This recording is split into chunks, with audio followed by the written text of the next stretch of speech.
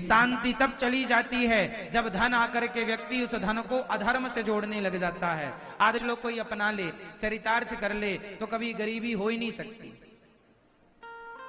एक सवाल आपसे उत्तर दीजिएगा, बताइए गरीबी हमारे देश में क्यों है? हमारे देश नहीं, अन्य देशों में जहां जहां गरीबी है, बताइए गरीबी का मूल कारण क्या है? क्यों गरीबी है? क्यों गरीबी है? सरकार नौकरियां नहीं दे रही है इसलिए गरीबी है, या आदमी अकर्मण्य है इसलिए गरीबी है? उत्तर दो, जोर से बोल दो। आज हमारे देश में गरीबी क्यों है? सरकार के कारण गरीबी है कि हम खुद इसके जिम्मेदार हैं। सरकार को कब तक जिम्मेदार ठहराएंगे? हम अपनी अपनी गरीबी दूर कर लें साहब। सरकार तो देश की सेवा जो बने कर ही रही है, परंतु हम नागरिकों का भी कर्तव्य है कि हम अपनी अपनी गरीबी मिटाएं। और गरीबी तब मिटती है जब आप कर्मठ होते हैं। कर्म करना सीखिए, मेहनत करना सीखिए, शरीर को तपाना सीखिए।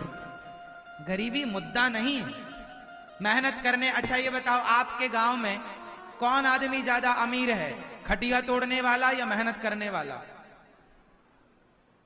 खटिया तोड़ने वाला अमीर है। जो आदमी खटिया तोड़ता होगा वो अमीर होगा भी तो माइनस हो जाएगा,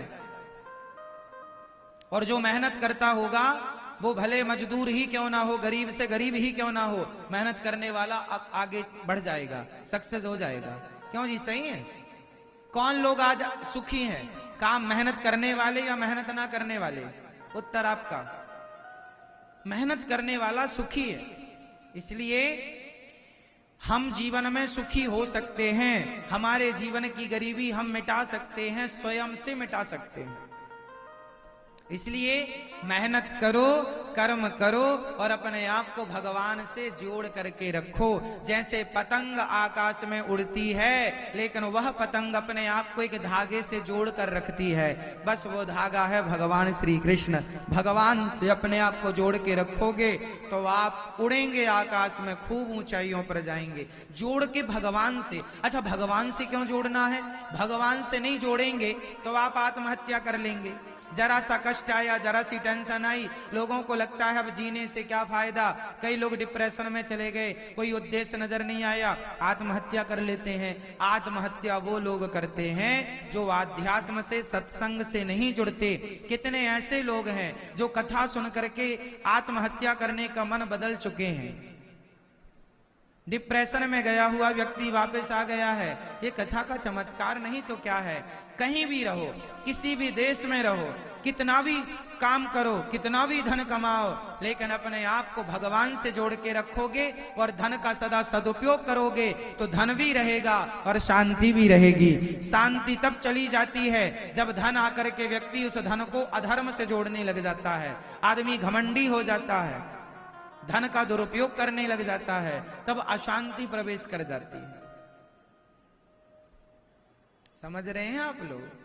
धन कमाना, कई लोग कहते हैं बेटा ज्यादा कथा सुनने लगा महाराज जी, कहीं साधु ना हो जाए, बाबा ना हो जाए। ना जी, मैं कोई साधु होने वाली कथा नहीं सुनाता। मैं तो ये सुनाता हूं कि काम करते हुए गृहस्थ में रह करके आप साधु बन सकते हैं। अपनी जिम्मेदारियों को पूरा करते हुए आप साधुओं की तरह जीवन जिया करो। क्या गृहस्थ में रहकर हम साधु नहीं बन सकते? क्या साधु बनने के लिए हमें कपड़ा ही बदलना पड़ता है? क्या साधु बनने के लिए घर ही छोड़ना जरूरी है? ना, साधु बनने के लिए ना कपड़े बदलने की जरूरत है, ना घर छोड़ने की जरूरत है। यदि साधु बनना है तो केवल अपने विचारों को बदलिए। सुदामा जी कहीं छोड़कर नहीं गए अपने परिवार को, अपनी जिम्मेदारियों को करते हुए, पूरी करते हुए, और वो भगवान से जुड़े रहे। तो वो घर में रहकर भी उनसे बड़ा साधु कौन होगा? सुदामा से बड़ा साधु कौन होगा? बता दो मुझे।